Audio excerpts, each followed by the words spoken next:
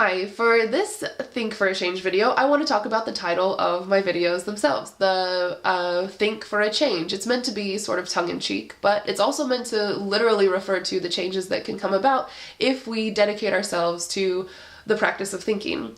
In my own philosophical training as a student and also as a teacher now with young undergraduates, I have definitely come to realize that thinking is hard and it's something that we don't really know how to do. So if we're supposed to think for a change, it seems important enough, I guess, for me to first of all talk about what it means to even think and how we go about doing it. There's examples of why it's difficult to think I'm encountering frequently in my classes with my students, in the sense that, like, on issues of love and sex or on race and diversity, these are topics that people come into a classroom with already having their own opinions about. And we all have our experiences, we can draw from our experiences, but there's a difference between offering up your thoughts and engaging in a practice of thinking. And so my students would sometimes raise their hands and give an explanation of, oh, this is why this and this is the case, it's human nature, or it's always going to be this way, and it always has been this way, or we have evolved as a species to do whatever. And those are interesting comments, but it took so long to be able to convince my students of a difference between giving me your thoughts and opinions that you already have, and instead giving me your thinking and working together to think about these issues newly. If all we do is rely on our thoughts, we're never going to get anywhere new, and so racism will still be around, and whatever, sex will still be whatever people think that it is now, and we won't uncover anything new, but there really won't be any changes then either. So that's the point. So what is thinking? Thinking is actually a very disciplined activity, which means that it requires practice. And there's a certain movement to thinking, and if there's one thing that will help us become more disciplined in the way that we think, it will be developing the skill to go slow. So a thought process, you know how it goes. You sit and think, and one thing leads to another, and it can go really fast. But if we learn to slow down our thought process, we can then give ourselves the opportunity to be paying closer attention to the steps that we make along the way. So if you start with one question, you can give one more step, and as you take that step, you can look to see what other possible steps you might be able to take at the moment. And you can do this as you progress. But you can also look back at where we've been, what we have come to think and know, and see the steps that were made along the way to get us there, and try to find possible steps where there could have been something different, a different idea or a different question could have been posed that would have led us to a different place.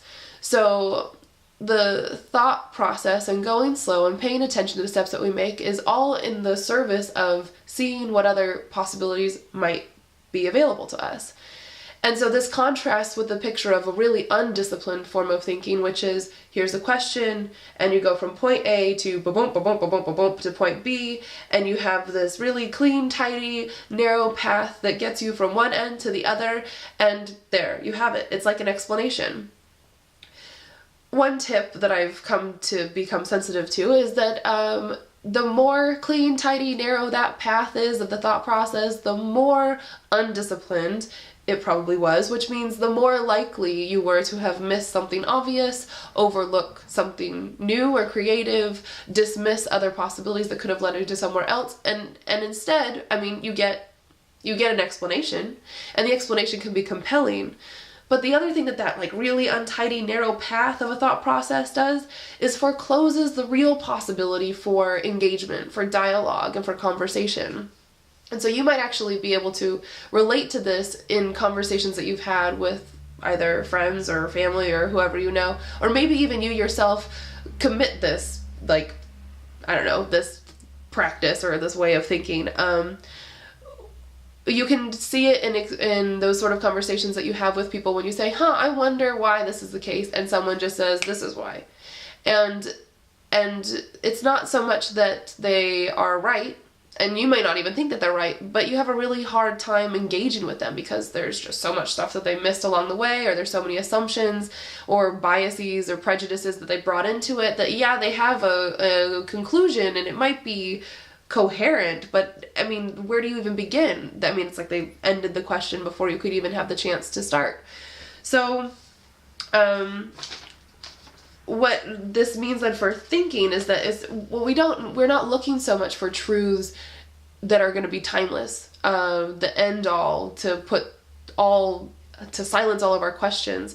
And we're not even really just looking for discoveries of great explanations of things, but rather thinking itself is a practice that opens up the possibility for new questions. And this does actually, I think, I'm convinced, lead to a kind of change, and changes in the world, in our experiences, the way that we relate to people around us, but also changes within ourselves and how we think of ourselves and how we live our lives and what kind of people we are. So I'm going to read a section from this book, which is Volume 2 of Michel Foucault's History of Sexuality. The title for this is The Use of Pleasure. And in the introduction to the book, he explains how his Volume 2 takes a different direction from Volume 1, but why that is the case. And so he says here, "As for what motivated me, it's quite simple. I would hope that in the eyes of some people it might be sufficient in itself. It was curiosity. The only kind of curiosity, in any case, that is worth acting upon with a degree of obstinacy. Not the curiosity that seeks to assimilate what is proper for one to know, but that which enables one to get free of oneself. After all, what would be the value of the passion for knowledge if it resulted only in a certain amount of knowledgeableness, and not, in one way or another to the extent possible, in the knower straying afield of himself? There are times in life when the question of knowing if one can think differently than one thinks, and perceive differently than one sees, is absolutely necessary if one is to go on looking and reflecting at all. People will say perhaps that these games with oneself would be better left backstage, or, at best, that they might properly form part of those preliminary exercises that are forgotten once they have served their purpose. But then, what is philosophy today, philosophical activity, if it is not the critical work that thought brings to bear on itself? In what does it consist if not the endeavor to know how and to what extent it might be possible to think differently, instead of legitimating what is already known? There is always something ludicrous in philosophical discourse when it tries from the outside to dictate to others, to tell them where their truth is and how to find it, or when it works up a case against them in the language of naive positivity. But philosophical activity, is entitled to explore what might be changed in its own thought, through the practice of a knowledge that is foreign to it. The essay, which should be understood as the assay or test by which, in the game of truth, one undergoes changes, and not as a simplistic appropriation of others for the purpose of communication. The essay is the living substance of philosophy, at least if we assume that philosophy is still what it was in times past, that is, an ascesis, an exercise of oneself in the activity of thought." So this is a wonderful passage that describes how we can think for a change in the way that thought can lead to new thinking, and sometimes that's the most important thing for us to do in order to be able to go on at all. Instead of rambling, I'll end there. Thank you for watching. Please practice with your comments with one another. And if you have any suggestions or ideas or questions that you want me to try to approach more philosophically for you, send me a message and let me know, and I'll consider making a video about that. Thanks a lot.